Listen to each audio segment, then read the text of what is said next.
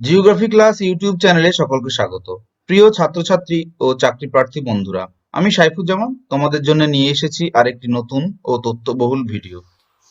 এবার আমরা দেখি যে গ্রুপ ফ্রিকোয়েন্সি ডিস্ট্রিবিউশন বা কন্টিনিউয়াস ফ্রিকোয়েন্সি ডিস্ট্রিবিউশনের ক্ষেত্রে ডিস্ট্রিবিউশনটাকে আমরা যখন কিউমুলেটিভ ফ্রিকোয়েন্সি ডিস্ট্রিবিউশন হিসাবে সেটাকে প্রকাশ করি, তার গ্রাফিক্যাল রিপ্রেজেন্টেশনটা কি হয়।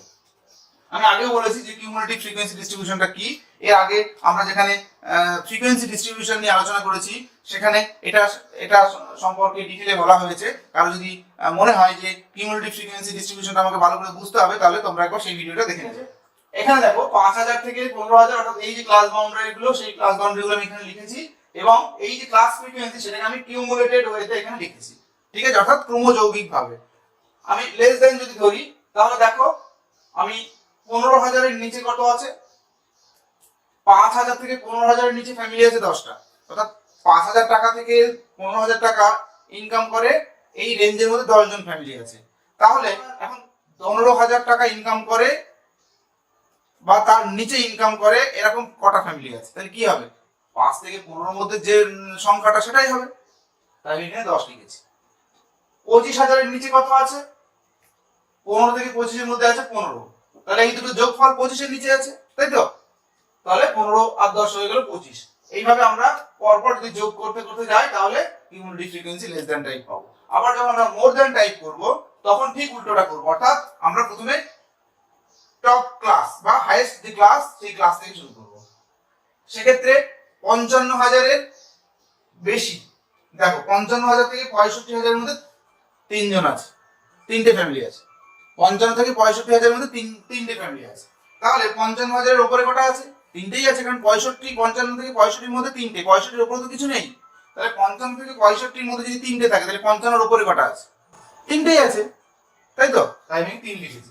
এবার 45 থেকে 55 এর মধ্যে দেখো 14টা আছে। তাহলে আমি যদি বলি যে 45 এর নিচে উপরে কটা আছে, অর্থাৎ 45000 এর উপরে কটা আছে? 45000 এর উপরে আছে এই দুটো যোগফল 14 আর 3 17, তাই আমি 17 লিখেছি। এইভাবে নিচ থেকে যোগ করতে করতে আমরা পরপর লিখতে যাব, তাহলে মোর দ্যান ফ্রিকোয়েন্সি পেয়ে যাব। এখানে আমি একটা মনে রাখার মতো, সহজে মনে রাখার মতো জিনিস বলে দিই। সেটা হচ্ছে, আমরা যখন লেস দ্যান কিউমুলেটিভ ফ্রিকোয়েন্সি বের করি, তখন আমরা প্রতিটি ক্লাসের যে আপার ক্লাস লিমিট সেটাকে ধরে করি, অর্থাৎ 15000 এর নিচে, 25000 এর নিচে, 35000 এর নিচে, 45000 এর নিচে, 55000 এর নিচে, 65000 এর নিচে। একই রকম ভাবে আমরা যখন মোর দ্যান বের করব, তখন আমরা প্রতিটি ক্লাসের লোয়ার লিমিটটাকে ব্যবহার করব। যেমন 5000 এর উপরে, 15000 এর উপরে, 25000 এর উপরে, 35000 এর উপরে, 45000 এর উপরে, 55000 এর উপরে। বোঝা গেল? এইটা শুধু মাথায় রাখবে। এবার দেখো 10 থেকে শুরু করেছি, অর্থাৎ 15000 এর নিচে 10 আছে। আমি কিন্তু এখানে 5000টা ধরিনি, যেহেতু লেস দ্যান আমি বলেছি যে আপার লিমিটটা নেব। আমরা যখন প্লট করেছি, তখন দেখো 5 থেকেই কিন্তু শুরু করেছি। লেস দ্যান কিউমুলেটিভ ফ্রিকোয়েন্সি কার্ভটা আমরা যখন প্লট করেছি, 5 থেকেই শুরু করেছি, কিন্তু আমি এখানে 5টা লিখিনি। কেন লিখিনি? কারণ যে রেঞ্জ, অর্থাৎ আমার টোটাল যে ডেটা, সেটা 5000 থেকে শুরু হচ্ছে 65000 পর্যন্ত গিয়ে শেষ হচ্ছে, তাই তো? তাহলে 5 এর নিচে আমার কিছু নেই। তাহলে 5000 এর নিচে কত হবে? জিরোই হবে। 5000 থেকে আমার উপরের দিকে ফ্রিকোয়েন্সি গুলো আমি পাচ্ছি, সেই জন্যই 5টা আমরা লিখলাম না, কারণ আমরা জানি যে 5 এর নিচে কিছু নেই, অর্থাৎ 5 এর লেস দেন হবে 0।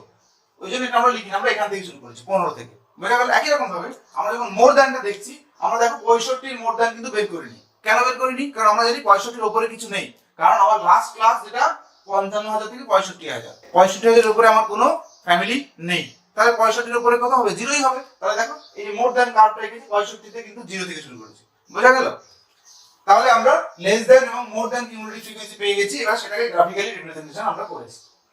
কি করেছি? একই রকম ভাবে আমরা এক্স অ্যাক্সিস, এখানে যেমন হিস্টোগ্রামে ক্লাস বাউন্ডারি রেখেছিলাম, এখানেও আমরা এক্স অ্যাক্সিসে ক্লাস বাউন্ডারি গুলো দেখিয়েছি, এবং ওয়াই অ্যাক্সিসে আমরা হিস্টোগ্রামের ক্ষেত্রে ক্লাস ফ্রিকোয়েন্সি নিয়েছিলাম, তাই আমার 0 থেকে 40 পর্যন্ত ছিল, কারণ হাইয়েস্ট ফ্রিকোয়েন্সি 35।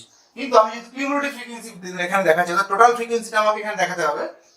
আমার টোটাল ফ্রিকোয়েন্সি কত? 102। সেই জন্য আমার এখানে 0 থেকে 102 যাতে আমি দেখাতে পারি, সেইভাবে আমাকে স্কেলটা ধরতে হবে। আমি এখানে 1 সেকেন্ডে 25 ধরেছি, আমার ওই জন্য 125 এ গিয়ে শেষ হয়েছে। এইবার 5 এ 0, তারপর 15000 এর নিচে কত আছে? 10। তাহলে 10 এর জন্য যতটা উঠবো সে ততটা গিয়ে আমি ডট দেব।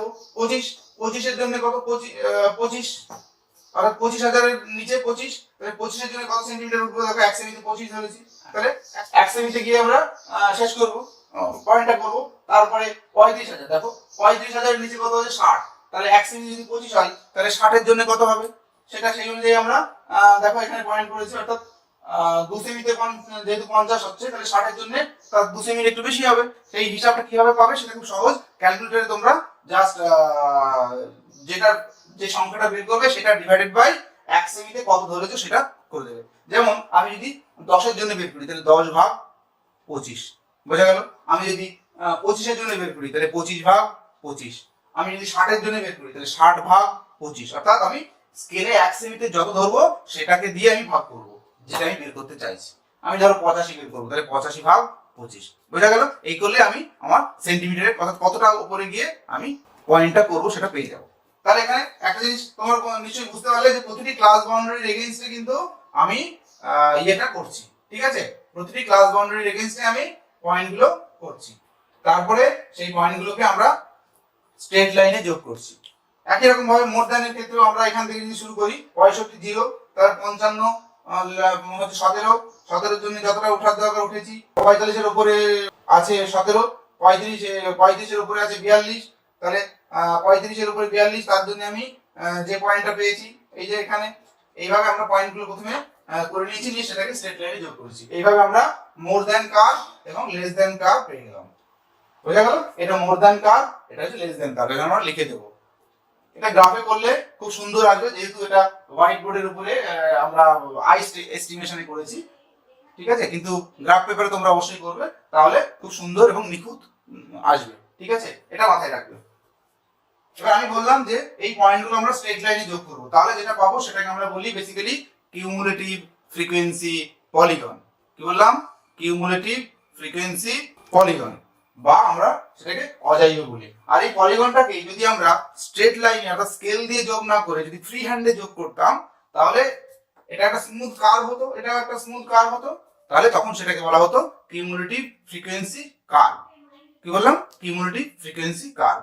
আর এদেরকে একসঙ্গে আমরা অজাইভ অর্থাৎ আরেক নামে অজাইভ বলেও বলে থাকি, বোঝা গেল। তাহলে অজাইভ এখানে কি শো করছে? Ogive showing cumulative frequency distribution of 102 families, বোঝা গেল। তাহলে এই হলো আমার কিউমুলেটিভ ফ্রিকোয়েন্সি ডায়াগ্রামেটিক রিপ্রেজেন্টেশন। আজকের ভিডিও এই পর্যন্ত। শেষ পর্যন্ত দেখার জন্য ধন্যবাদ। ভিডিও যদি ভালো লাগে তবে সাথে থাকার জন্য সাবস্ক্রাইব বাটনটা প্রেস করে রাখো আরো নতুন বিষয়ের ভিডিও দেখার জন্য।